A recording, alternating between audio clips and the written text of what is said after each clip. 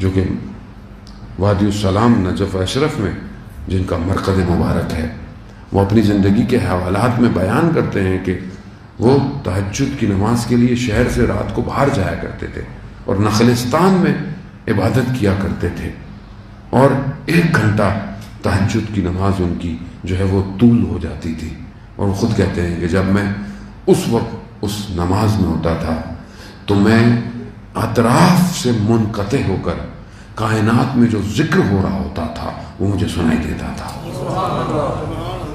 خود یہ کیسے ہوگا زندگی میں ایسے ہی مر کے چلا جاؤں؟ میں کب سنوں گا اس ذکر کو؟ میں کب ان مناجات کو سنوں گا؟ کب میرا قلب اس طرف متوجہ ہوگا؟ اب اس کا مطلب کیا ہے کہ میں اپنے اطراف سے، اپنے بہن بھائیوں سے، اپنے بچوں سے، ماں باپ سے، زوجہ سے رشتہ کاٹ دوں اور خدا کی محبت؟ نہیں، یہ محبت جب آتی ہے تو ان ساری محبتوں کو ترسیم کرتی ہے۔ کیوں؟ کیونکہ مومن کے وجود میں نور پایا جاتا ہے، اور جب یہ نور جڑتا ہے تو یہ محبت ظہور کرتی ہے۔ یعنی اس کا مطلب یہ نہیں کہ میں خدا سے، بہت سے لوگ ہوتے ہیں میں تو تسبیح پڑھوں، میں تو سجدے کروں، میں عبادتیں کروں، مجھے اس سے کیا، یہ کیا ہو رہا ہے، وہ کیا ہو رہا ہے۔ نہیں، خدا کی محبت ایسی نہیں ہے۔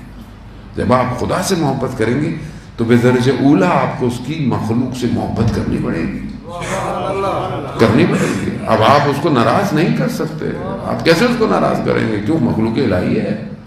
اب آپ اس کو اس طرح نہ دیکھیں جس طرح دنیا اس کو دکھا رہی ہے، اب آپ اسے مخلوق الہی دیکھیں کہ یہ جو رشتہ بنایا ہے یہ بھی پروردگار نے بنایا ہے، یہ میرا بچہ ہے، یہ مجھے پروردگار نے دیا ہے، یہ میرے بہن بھائی ہیں، یہ خدا نے رابطہ دیا، یہ میرے والدین ہیں، خدا نے مجھے لطف کیا ہے۔ تو ان رشتوں کو اس کی نگاہ سے دیکھیں تو پھر نہ کبھی لڑائیاں ہوں گی، نہ کبھی جھگڑے ہوں گے، نہ کبھی فساد ہوگا، نہ کبھی حسد ہوگا، نہ آپس میں اس طرح کی جو چیزیں معاشرے میں کبھی بھی نہیں ہوں گی۔ آپ اسے مخلوق الہی دیکھیں۔ ہم چھوٹی چھوٹی سی باتوں پر ناراض ہو جاتے ہیں۔ بعض اوقات لوگ کہتے ہیں کئی سال ہو گئے بہن بھائی آپس میں گفتگو نہیں کرتے۔ لوگ جو ہیں وہ ذرا سی بات پہ زوجہ سے ناراض ہو جاتے ہیں، جبکہ سارے تعلقات جو ہیں وہ تھوڑے سے ہیں اور موقتاً ہیں، اصل رابطہ وہ ہے۔ اور یہ رابطوں کو پروردگار نے اتنا سخت رکھا ہوا ہے، جسے قطع رحمی کر لے تو انسان کی عمر بھی کم ہو جاتی ہے اور ساری مشکلات آ جاتی ہیں۔ رجب علی خیاط جو کہ بہت بڑے عارف تھے، وہ شخص ان کے پاس آیا، ساختمان بناتا تھا، گھر بناتا تھا، بہت سارے بنائے، بک نہیں رہے بڑے عرصے سے، یہاں تک کہ مشکلات مالی کا شکار ہو گیا۔ کسی نے بولا شیخ کے پاس جاؤ، شاید کوئی حل دے۔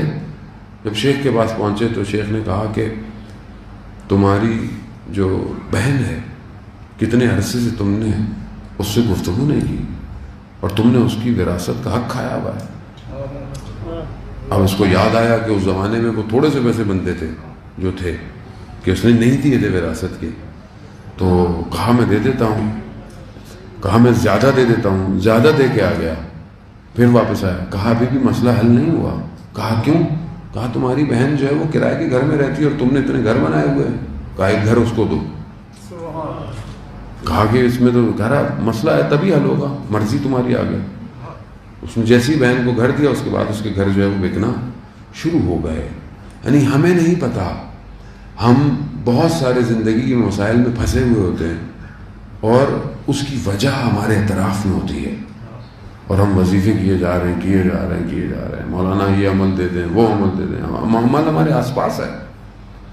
بعض وقت انسان بچے کو اس طرح جھڑک دیتا ہے، ڈانٹ دیتا ہے کہ اس کے دل کی آپ کو مشکلات میں ڈال دیتی ہے، لیکن ہم متوجہ نہیں ہوتے۔